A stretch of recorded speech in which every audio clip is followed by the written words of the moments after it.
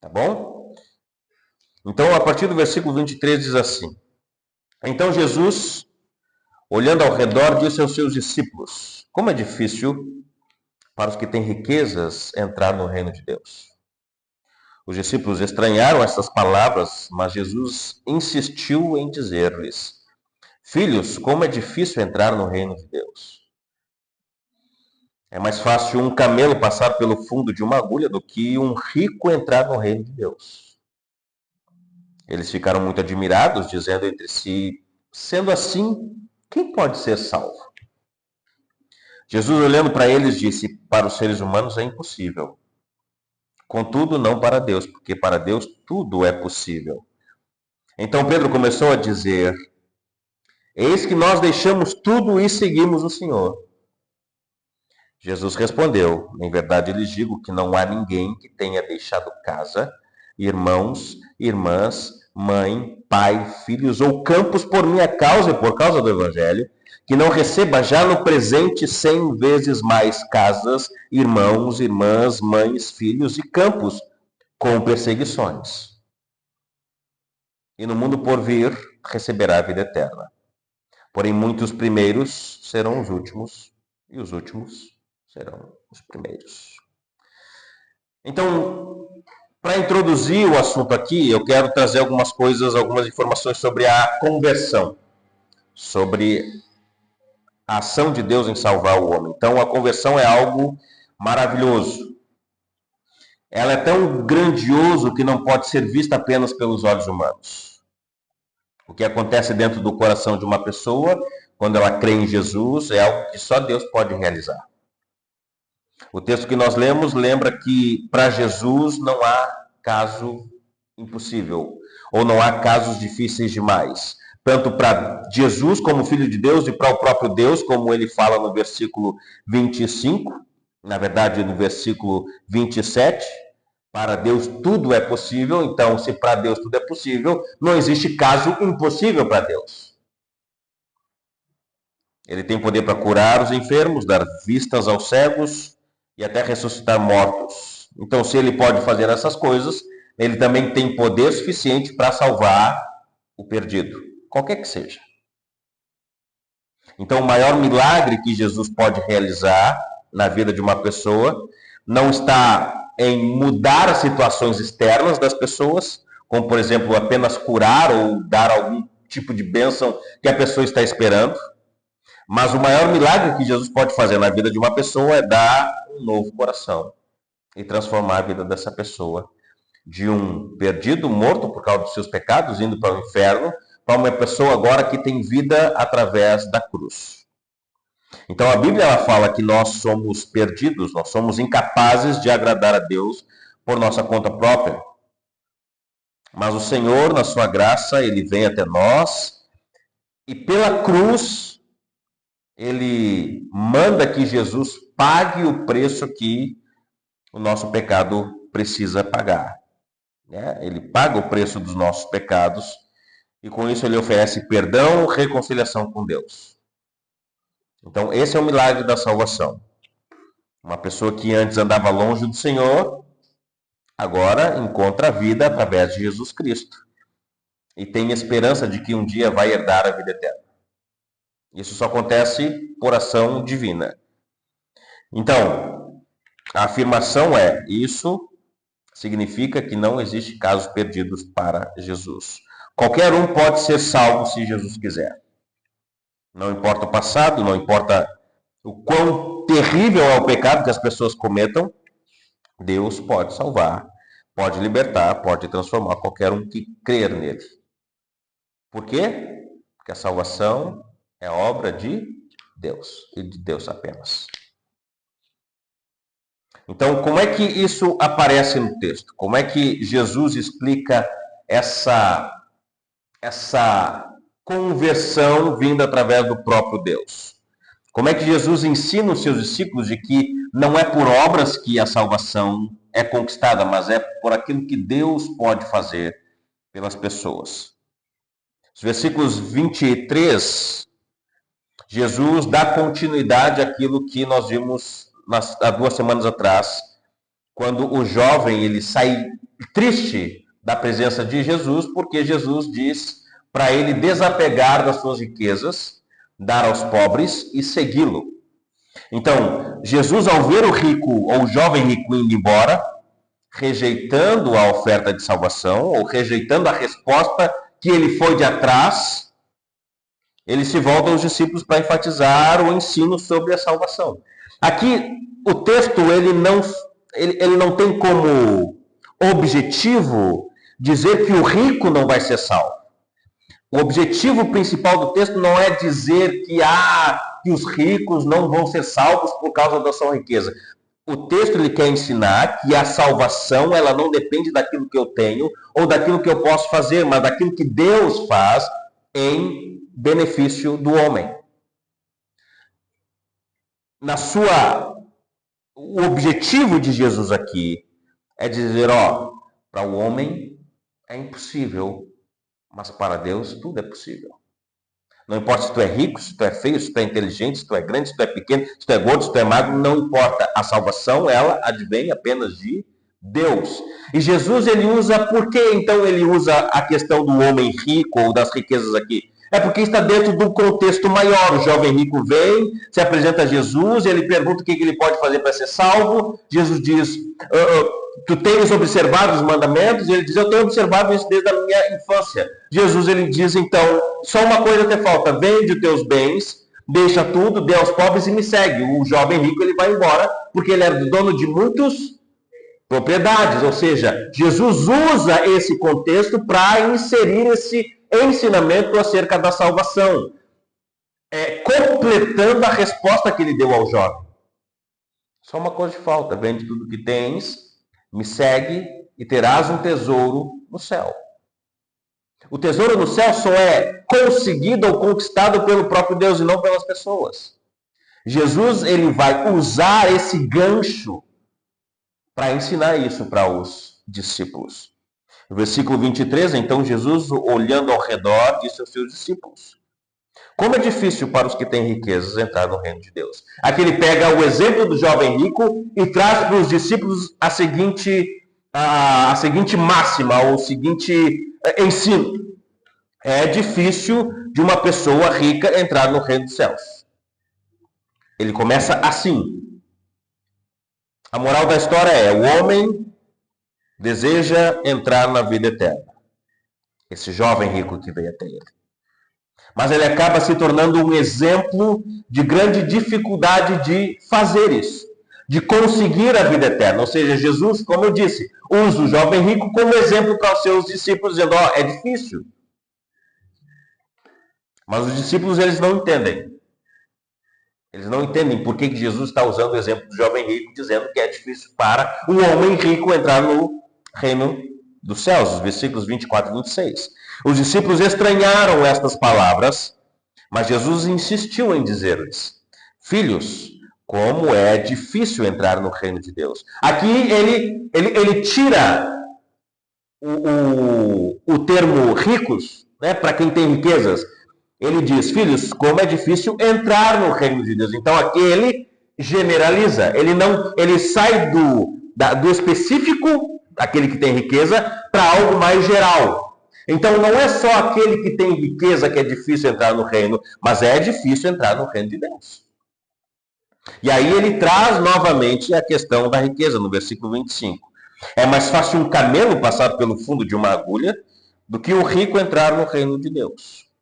Eles ficaram muito admirados, dizendo entre si, sendo assim, quem pode ser salvo?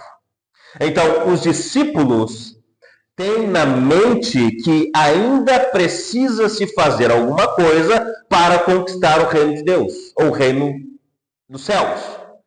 Porque a pergunta deles, ou o que eles estão dizendo aqui entre si é assim, bom, se o rico é difícil entrar no reino de Deus, se é difícil fazer alguma coisa para entrar ou ser salvo no reino de Deus, então quem é que pode ser salvo?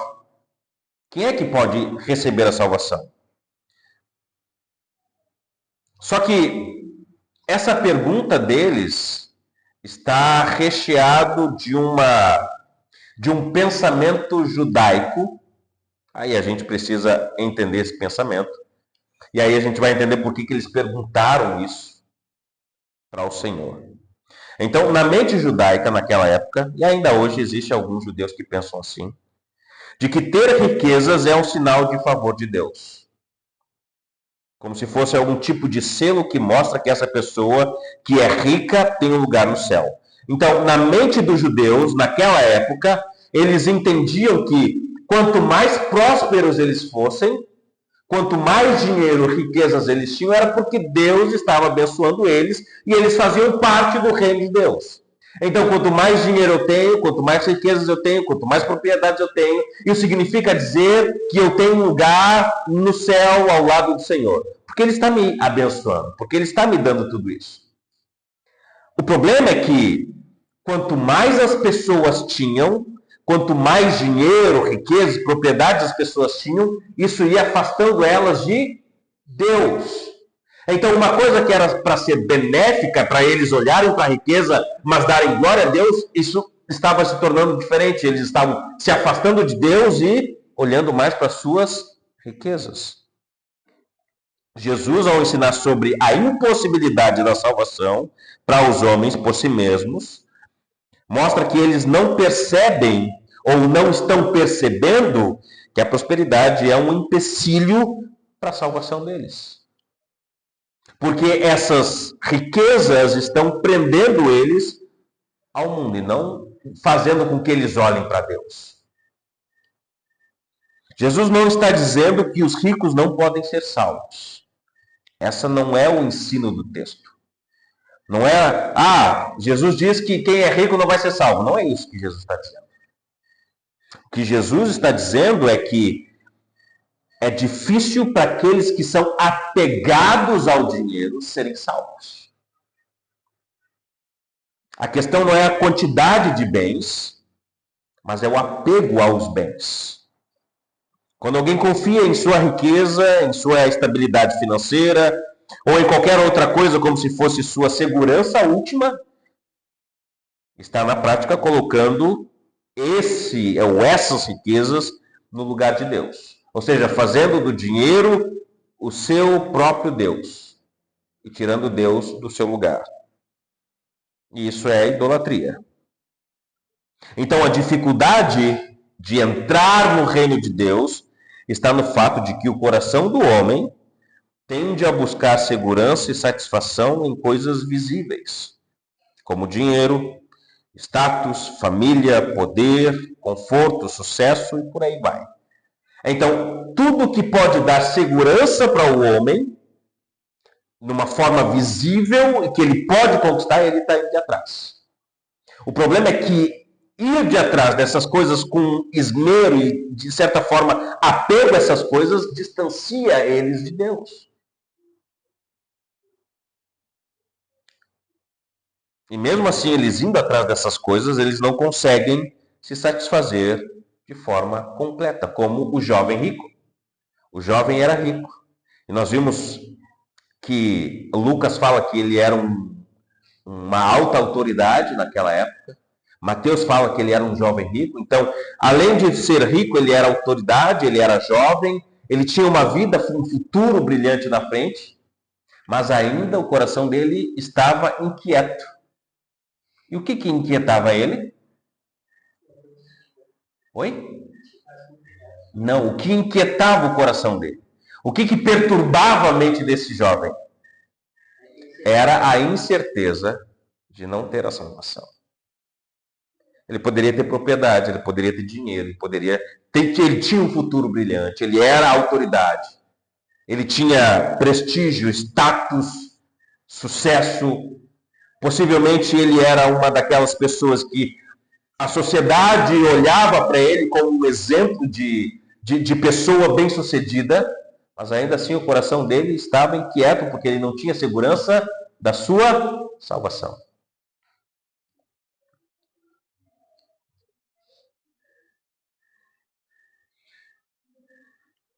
E aí a gente olha para os nossos dias e muitos têm a mesma condição desse jovem rico.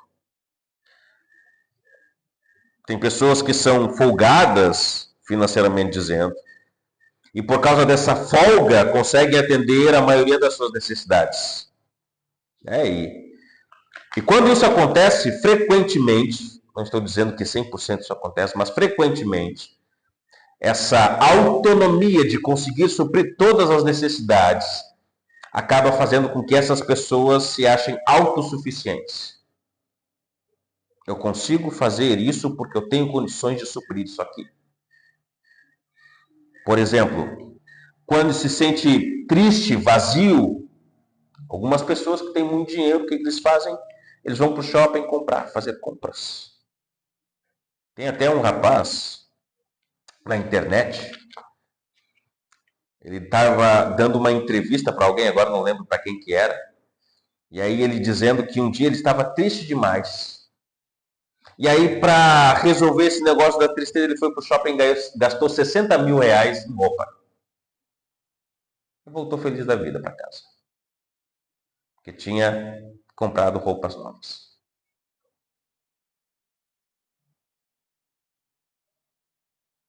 E há pessoas que fazem isso. Estão tristes, estão vazias, estão, talvez estressadas ou ansiosas, vão gastar dinheiro para tentar suprir essa necessidade. Necessidade essa que é colocada no coração delas, de certa forma, para levá-las a Deus. Então, tudo aquilo que eles têm e a sua autossuficiência acaba se tornando a deficiência deles. As pessoas que têm tudo no mundo podem ter falta do que é mais importante, da vida eterna. Elas têm riquezas, mas não têm o reino de Deus. Essas pessoas se tornam consumistas, materialistas, superficiais, achando que o dinheiro pode dar tudo que ela quer. O problema é que o dinheiro ele traz uma falsa segurança para essas pessoas. Uma falsa segurança de que tudo é possível porque ela tem dinheiro. O problema é que leva elas para longe de Deus. Porque elas passam a confiar mais no que elas têm do que Deus poderia dar a ela. Então, o que Jesus está tentando ensinar aos seus discípulos aqui é que a riqueza ela não deveria ser vista apenas como um algo, um fim nela mesma, mas ela tem que ser algo temporário, ela vai passar. Porque quando ela se torna algo com que o meu coração está pegado demais, ela se torna um Deus e rouba o lugar do Senhor. E aí o resultado disso é um coração endurecido e incapaz de reconhecer a sua necessidade de salvação. Na verdade, até reconhece a necessidade de salvação, mas não gosta da resposta que recebe quando pergunta sobre a sua vida eterna. O que posso fazer para herdar a vida eterna? E aí, assim como o jovem, o que eles fazem? Eles saem tristes, porque o caminho do Senhor é um caminho de renúncia, de desapego. Como nós vimos em Lucas capítulo 14, 25, quando Jesus diz: você precisa me amar mais do que a si mesmo, do que a sua família, do que seus filhos e esposa e toda aquela coisa. E aí Jesus ele usa um exemplo incomum para falar sobre essa impossibilidade de salvação. No versículo 25. É mais fácil um camelo passar pelo fundo de uma agulha do que um rico entrar no reino de Deus. Então Jesus queria que seus discípulos entendessem que a salvação não depende do que as pessoas podem ter ou dos seus próprios esforços. E ele usa essa imagem de um camelo passando por um fundo de uma agulha para mostrar que, assim como é impossível isso acontecer, é impossível também para o homem se salvar por ele mesmo. É impossível um camelo passar pelo fundo de uma agulha. Coisa que às vezes é até difícil determinado cordão passar pelo fundo de uma agulha. Jesus está trazendo isso. Da mesma forma que é impossível um camelo passar pelo fundo de uma agulha, é impossível o homem se salvar. Jesus, ele tira a venda dos discípulos dizendo o seguinte, o dinheiro é uma falsa...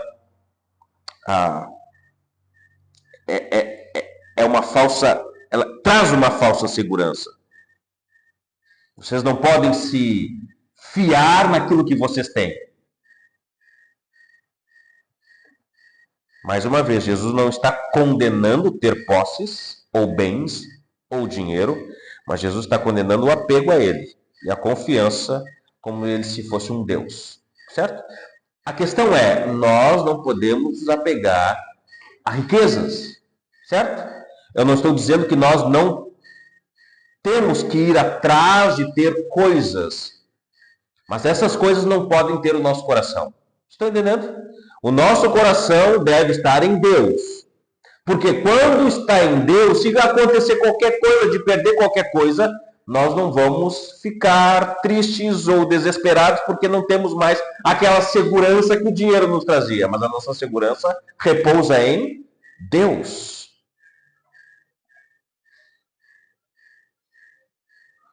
Por isso a intenção de Jesus é alertar que as riquezas, o apego às riquezas, pode tirar o que ele pode dar para essas pessoas. E com isso Jesus conduz os seus discípulos a reconhecerem que só Deus pode dar a eles a salvação. E aqui é o centro do ensino de Jesus. Ninguém consegue ser salvo por seus recursos, mas apenas pela graça de Deus. E Jesus é interessante como ele faz essa transição. Ele leva os seus ouvintes da frustração. Que frustração? O homem não consegue ser salvo. Putz, e agora? Como é que eu faço? Ele tira as pessoas dessa frustração e leva as pessoas a uma esperança. Para o homem é impossível, mas para Deus tudo é possível. É como se Jesus fosse o médico aqui, e a pessoa está lá diante do médico, e aí o médico diz, está doente, está muito doente. Se tu não cuidar disso aí, tu vai morrer. A pessoa fica assustada, fica alarmada, e agora o que eu faço? E aí o médico ele diz, mas nós temos o tratamento. Você precisa tomar esse remédio. Ou seja, o médico ele dá a má notícia, mas com a má notícia ele traz a solução. É o que Jesus está dizendo. Para o homem é impossível, mas para Deus tudo é possível. Versículo 27. Jesus, olhando para eles, disse, para os homens ou os humanos, seres humanos, é impossível, contudo, não para Deus. Porque para Deus tudo é possível. E mais uma vez aqui, Jesus ele está colocando no geral. Ele tira o foco do jovem rico ou de quem tem riqueza para o geral. Para geral. A salvação ela é impossível para qualquer pessoa do ponto de vista humano.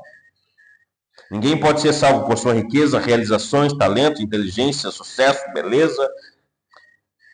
Mas Deus providenciou a salvação para o homem através de Jesus Cristo, através da cruz, através da substituição que Jesus faz na cruz por todos nós. Os discípulos de Jesus, eles estão prestando atenção nisso. Eles estão prestando atenção no que Jesus está falando. Mas Pedro, um dos 12, que está sempre ali dando problema para Jesus, ele ainda está com o que Jesus disse para o jovem rico. Parece que Pedro ele está ouvindo Jesus, está entrando no ouvido, mas ele não consegue tirar a oferta que Jesus faz ao jovem rico. Por quê eu digo isso? Porque no versículo 28 o texto é claro. Então Pedro começou a dizer-lhe, eis que nós deixamos tudo e te seguimos, Senhor. Pedro ele volta à questão de deixar tudo para seguir a Jesus. Pedro ele não está muito entendendo muito bem o que Jesus está dizendo aqui. Pedro ele está concentrado naquilo que ele está fazendo para conseguir a vida eterna. Lembra? Jesus diz, uma coisa te falta, voltando lá para o jovem rico. Vende as tuas coisas, dê aos pobres e me siga e tu conseguirás ou tu terás um tesouro no céu. Parece que Jesus está jogando a responsabilidade para o jovem. Ó, se tu fizer isso, tu consegue isso. Mas só que Jesus, ele introduz no nosso texto a ideia de que o homem não consegue, mesmo que faça essas coisas. Está entendendo? E aí, mas Pedro, ele ainda está com aquele negócio. Não, mas eu fiz isso. É o que tem na mente 80, 90% das pessoas. Eu posso conseguir a minha salvação. Eu faço isso, eu faço aquilo, eu faço aquele outro, eu faço isso, eu faço aquele outro, eu não deixo de fazer aquilo. É o que Pedro está trazendo para Jesus. É como se Pedro estivesse dizendo assim, ó, Senhor, isso que tu disseste aí pro jovem rico, esse jovenzinho aí que foi embora, triste, porque não quis fazer, nós fizemos. Nós somos diferentes dele. Nós deixamos tudo que tínhamos para seguir o Senhor. Pedro ainda não está certo do que Jesus está ensinando. Na mente dele está a sua ação de deixar tudo para seguir Jesus. Está entendendo? Então, Jesus diz, para o homem é impossível. Só Deus pode fazer isso. Mas Pedro diz, não, mas eu fiz isso aqui. É como se Pedro estivesse dizendo, Senhor, eu mereço. Eu fiz isso. Deixei minha casa, deixei minha esposa, deixei minha sogra, deixei meus barcos, deixei o mar, deixei da pescaria para seguir o Senhor.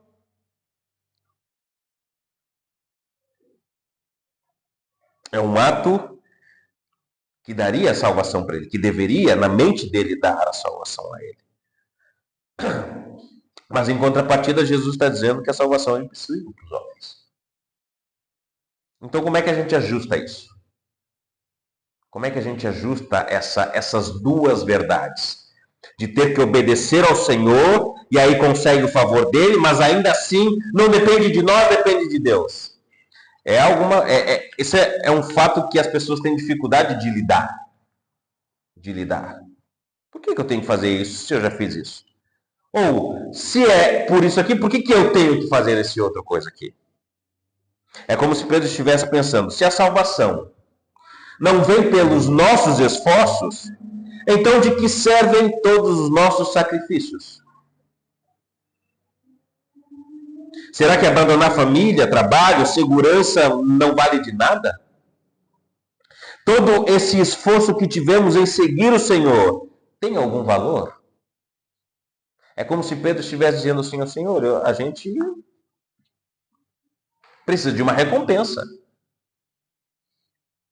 E de fato, Pedro e os demais tinham deixado tudo para seguir Jesus. Lembram? Jesus está andando na beira do mar, vê Tiago, João, André, Pedro diz, me siga, e eles deixam tudo e seguem Jesus. Mais tarde ele passa na coletoria, aonde há o publicano, Levi, Mateus. Ele diz, Mateus, deixa tudo aí e me segue. Mateus deixa a coletoria e segue Jesus. Todos os discípulos de Jesus, os apóstolos, deixaram o que tinham para seguir Jesus.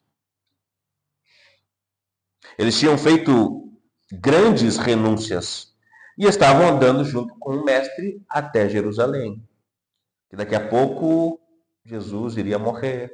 Eles seriam perseguidos por causa de Jesus. Então a pergunta natural é: nós não vamos receber nenhuma recompensa por termos agido assim? Qual é a recompensa do crente? Qual é a nossa recompensa em deixar as coisas que nós tínhamos antes de Jesus? Antes de responder a pergunta, a verdade é que o homem não é capaz de se salvar sozinho. Essa é a máxima, é a verdade. Mas o único meio para que o homem seja salvo vem apenas por Jesus Cristo. Essa é a verdade que o texto está nos dizendo. Mas em contrapartida, mesmo que a salvação dependa apenas de Deus, todos os meus esforços e renúncias, elas um dia serão recompensadas. Mesmo que eu não veja ainda, mas um dia serão recompensadas. Nada passa desapercebido dos olhos de Deus. Tudo o que fazemos por Ele tem um valor. Talvez nós não vejamos ainda o que recebemos de volta, o que vamos receber de volta, mas tem um valor eterno. Cada ato de obediência, cada decisão de deixar algo para seguir ao Senhor, cada momento em que escolhemos a vontade do Senhor ao invés da nossa própria vontade, vai ser recompensado. Olha o que 1 de Coríntios capítulo 15 fala.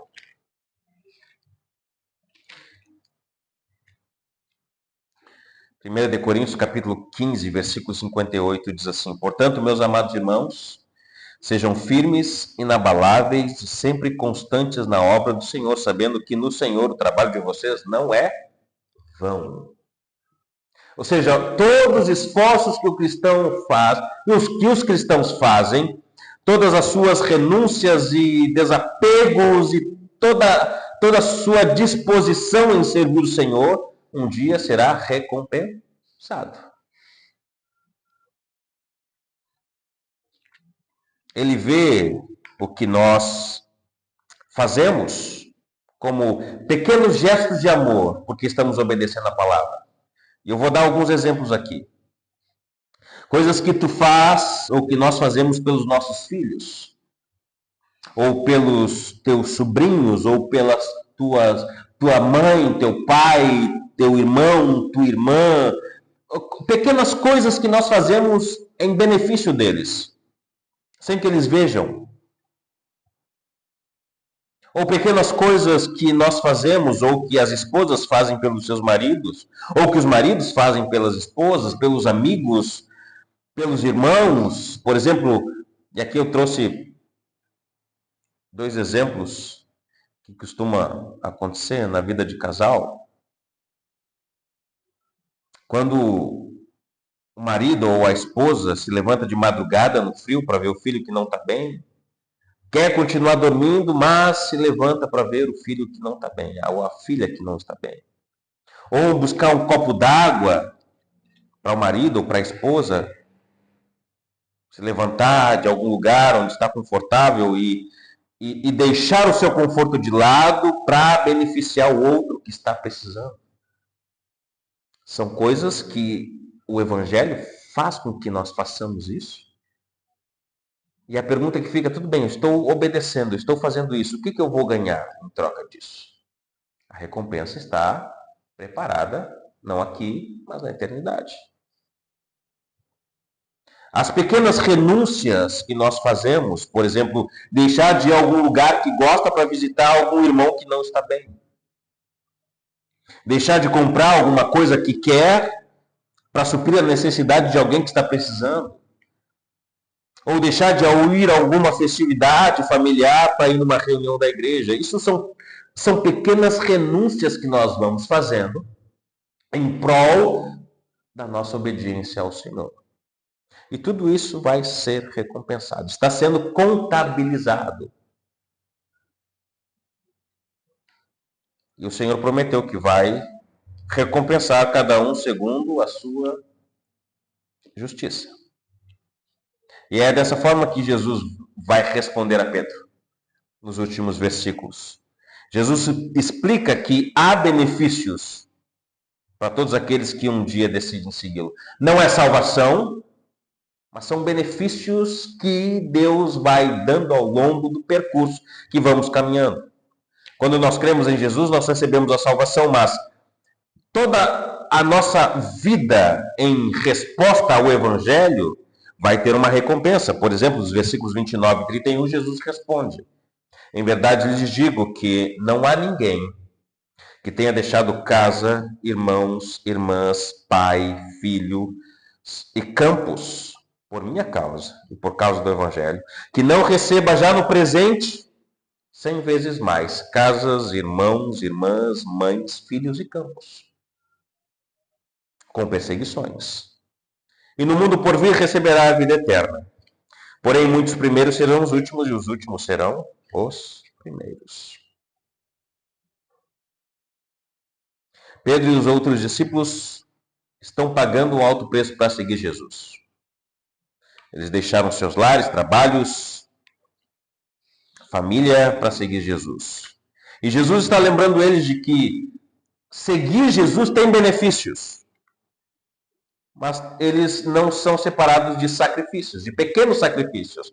Às vezes são grandes sacrifícios, mas às vezes são pequenos. Embora tivessem de deixar tudo para seguir Jesus, Jesus garante que qualquer um que deixasse algo valioso receberia 100 vezes mais daquilo que deixou por seguir Jesus.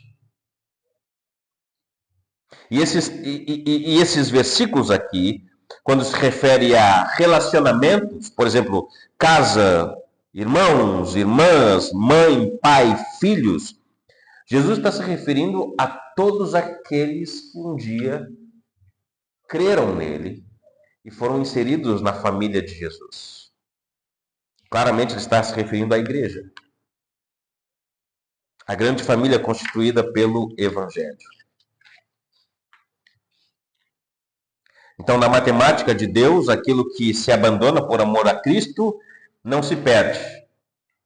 Pelo contrário, ela é multiplicada de maneira extraordinária, especialmente nos relacionamentos que Deus nos dá. Quando deixamos familiares, amigos, conforto ou segurança para seguir Jesus, ele oferece de volta uma família muito maior. A igreja. Homens que podem ser como nossos pais, mulheres que podem ser como nossas mães, pessoas que podem ser nossos irmãos, pessoas que podem nos oferecer conselhos, abrigo, suprir as nossas necessidades. O que Jesus está dizendo é, bom, você deixou isso aqui por mim, mas fique tranquilo, eu darei a vocês 100 vezes mais. Agora tu imagina, tu tem uma mãe, certo? Deixou a sua família, ou a sua família lhe rejeitou porque você creu no Evangelho. Agora imagina, você recebendo 100 vezes mais, ou 100 famílias a mais para lhe cuidar. 100 pais, 100 mães, 100 irmãos, 100 irmãs, 100 tios, 100 tias. São pessoas que Deus está lhe dando para suprir aquilo que você deixou. Ele nos oferece de volta uma família muito maior. A igreja, composta por irmãos e irmãs em Cristo. É por isso que nós nos chamamos de irmãos e irmãs, porque nós fazemos parte da mesma família. Essa retribuição não significa que vamos receber exatamente o que deixamos, mas que as pessoas que Deus vai agregar à nossa vida, elas terão um peso de alguma forma muito mais pesada, um peso muito mais pesado do que o que nós deixamos. Porque compartilham da mesma fé, porque creem no mesmo Deus, porque vivem pelo mesmo propósito. E tudo isso os cristãos vão ganhando ao longo da sua jornada. Mas ele fala sobre um negócio difícil aqui. Dentro dessa lista de bênçãos, existe um item nessa lista que não é tão boa, que é negativa. É no versículo 30, que é perseguições. Então, Jesus está lembrando aos discípulos que por mais que todas essas bênçãos venham para eles, ser cristão não é um mar de rosas. Tá? É difícil demais, o que ele vai dizer. Que a fé em Jesus não garante uma vida sem dificuldades. Vamos ter dificuldades. Vamos ter tribulações, vamos ter lutas. Vamos ter desafios, porque estamos seguindo Jesus. Mas o importante é que o sofrimento que Jesus fala aqui não é a ausência de cuidado. Não é a ausência de cuidado. Porque ele está prometendo pessoas para nos cuidar. Pessoas que vão compartilhar conosco a mesma fé, o mesmo compromisso. Então, quando Jesus ele termina no versículo 31, porém muitos primeiros serão os últimos e os últimos serão os primeiros, Jesus está se referindo àqueles que se juntam a ele e são vistos como minoria dentro da sociedade. São vistos como aquelas pessoas que são diferentes, mas o Senhor está dizendo, mesmo que hoje as pessoas vejam vocês como minoria, um dia vocês serão os primeiros. O reino é para vocês que creem em mim, não para aqueles que querem ou se apegam às coisas que têm. Então, o ensino de Jesus, indo para o final, continua mais atual do que nunca. Muitos ainda acreditam que a segurança, ou a sua segurança, está no dinheiro, no emprego, na carreira, ter bens. Pensa que se tiverem estabilidade financeira, estarão protegidos de qualquer coisa. Mas Jesus diz que isso é uma falsa segurança. Nenhum desses recursos pode garantir o quê? A salvação.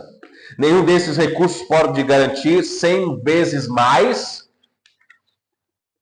uma família, amigos, irmãos, irmãs, seja como for.